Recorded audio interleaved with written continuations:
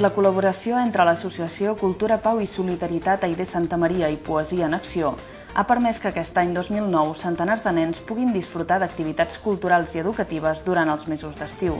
Els nens podran gaudir de diversos tallers culturals que els permetran estar allunyats de la lamentable situació que viuen i del vergonyós oblit que pateixen per part de la comunitat internacional.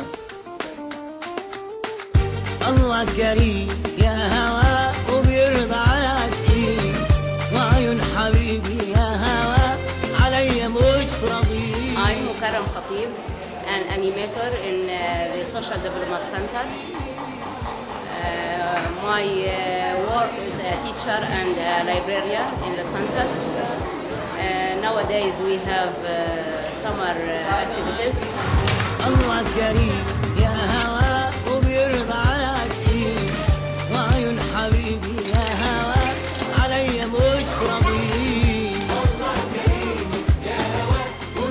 Constitutes fun activities, handworks, culture conversations about children's rights and national things about Palestine. ويلي ويلي ويله الله يعين اللي عنده عيله عايش عالشمعة مهموم عم يتحمم بالكيله دله دله دله يا تعبيري ويا دله شو صاير بينا كله عايش بالقله. All of them are living inside the camp and the positions of the camp not permit for them to go away from it. There are no places to play, no rights.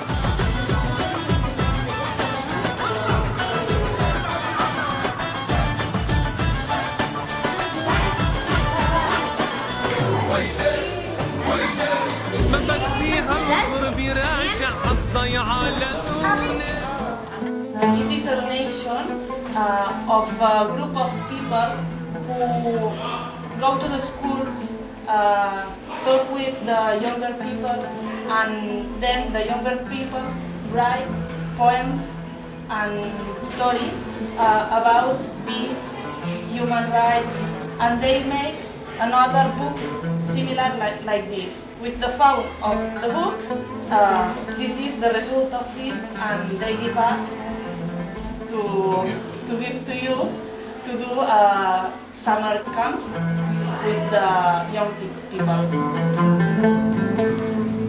Thank you very much. Okay, it's 2,000 euros for the children. Thank you very much.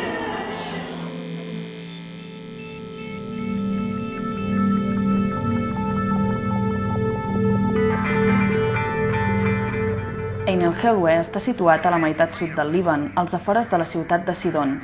El camp està envoltat d'un mur de més de 2,5 metres d'alçada, obligant així l'entrada i sortida per alguna de les 5 entrades que controla l'exèrcit libanès, fent que els refugiats hagin de patir contínues humiliacions diàries o la dissuasió de tenir una vida al marge d'aquest precari entorn. Amb més de 80.000 refugiats, Ein el-Helweh és el camp de refugiats més gran del Líban.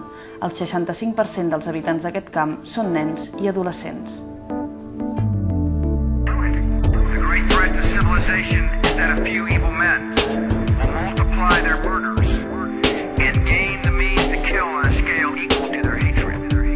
لكنهم من يقتلون الأطفال بالمئات يقلعون شجر الزيتون المبارك يدمرون البيوت والحارات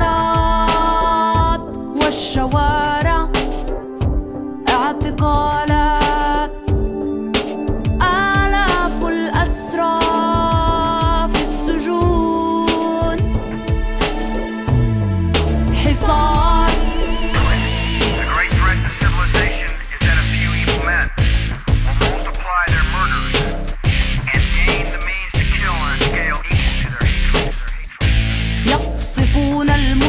والقرى يفرقون مظاهرات السلام بالغاز المسيل للدموع من أجل أطفالنا من أجل أطفالنا.